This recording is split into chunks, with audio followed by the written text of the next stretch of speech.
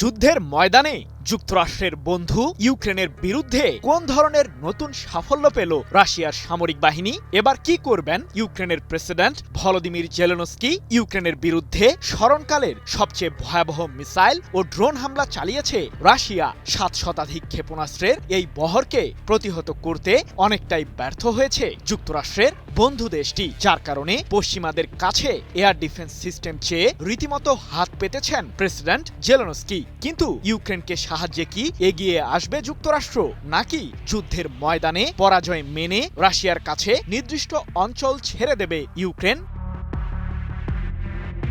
জটিল এক ধাঁধায় পড়েছে ইউক্রেন। টানা 4 বছরেরও বেশি সময় ধরে রাশিয়ার বিরুদ্ধে লড়তে এখন পুরোপুরি ক্লান্ত প্রেসিডেন্ট জেলেনস্কি। যুক্তরাষ্ট্র সহ পশ্চিমাদের কাছে প্রয়োজনীয় অস্ত্রের সহায়তা চেয়েও বারবার খালি হাতে ফিরতে হচ্ছে ইউক্রেনের শাসককে। যদিও সম্প্রতি জার্মানির সাথে একটি প্রতিরক্ষা চুক্তি সই করেছে ইউক্রেন, যার সাহায্যে পশ্চিমা এই দেশটির কাছ থেকে ড্রোন উৎপাদনে সহযোগিতা পাবে ইউক্রেন। সেই সাথে রাশিয়ার ছোড়া ক্ষেপণাস্ত্র ও আত্মঘাতী ড্রোনগুলোকে ভূপাতিত করতে এয়ার ডিফেন্স সিস্টেমও জার্মানির কাছ থেকে পাবে প্রেসিডেন্ট জেলেনস্কির দেশটি।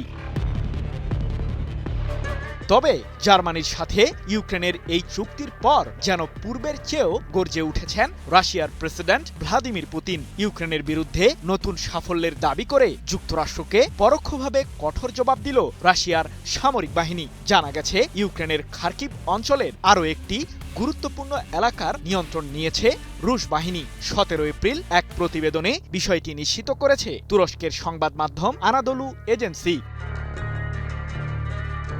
গুরুত্বপূর্ণ এই এলাকার নিয়ন্ত্রণ নিয়েই শান্ত থাকেনি রাশিয়া। সেই সাথে গত কয়েক মাসের মধ্যে সবচেয়ে বড় হামলা ইউক্রেনের বিরুদ্ধে চালিয়ে নিজেদের শক্তির নতুন করে জানান দিয়েছে রুশ সামরিক বাহিনী। 16 এপ্রিল রাতভর 700-এরও বেশি আত্মঘাতী ড্রোন ও ব্যালিস্টিক মিসাইল দিয়ে ইউক্রেনের বিভিন্ন জায়গায় হামলা চালায় রাশিয়া। এতে অন্তত 18 জন ইউক্রেনীয় নাগরিক নিহত হয়েছে। এক প্রতিবেদনে বিষয়টি নিশ্চিত করেছে ব্রিটিশ সংবাদ মাধ্যম বিবিসি।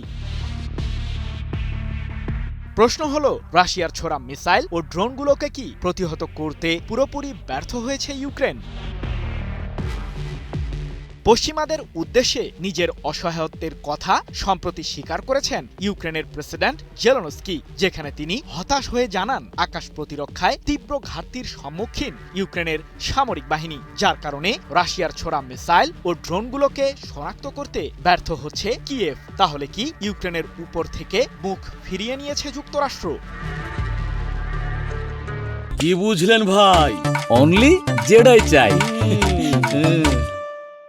ইউক্রেনের প্রেসিডেন্ট জেলেনস্কি ভেবেছিলেন মার্কিন প্রেসিডেন্ট হিসেবে ডোনাল্ড ট্রাম্প ক্ষমতায় এলেও ওয়াশিংটনের কাছ থেকে অঢেল সামরিক রসদ পাবে কিয়েভ, যেমনটা যুক্তরাষ্ট্রের সাবেক প্রেসিডেন্ট জো বাইডেনের আমলে পেয়েছিল ইউক্রেন। কিন্তু ভাগ্যের নির্মম পরিহাসের সামনে এখন কঠিন বাস্তবতার মুখোমুখি জেলেনস্কি। যুক্তরাষ্ট্রের তৈরি প্যাট্রিয়ট মডেলের এয়ার ডিফেন্স সিস্টেম দিয়েই এতদিন রাশিয়ার হামলা প্রতিহত করে আসছিল ইউক্রেন। কিন্তু বর্তমান সংকটের মাঝে যুক্তরাষ্ট্রের কাছে সাহায্য চেয়েও খালি হাতে ফিরতে হচ্ছে প্রেসিডেন্ট জেলেনস্কিকে। কারণ হিসেবে বিশ্লেষকদের দাবি, সাম্প্রতিক সময়ে ইরানকে ঘিরে যুক্তরাষ্ট্র ইসরায়েল যুদ্ধে জড়ায় মার্কিন প্রশাসন নিজেই এখন এয়ার ডিফেন্স সিস্টেম সংকটে ভুগছে, যার ফলে ইউক্রেনকে প্রয়োজনীয় সহায়তা দিতে পারছে না ওয়াশিংটন।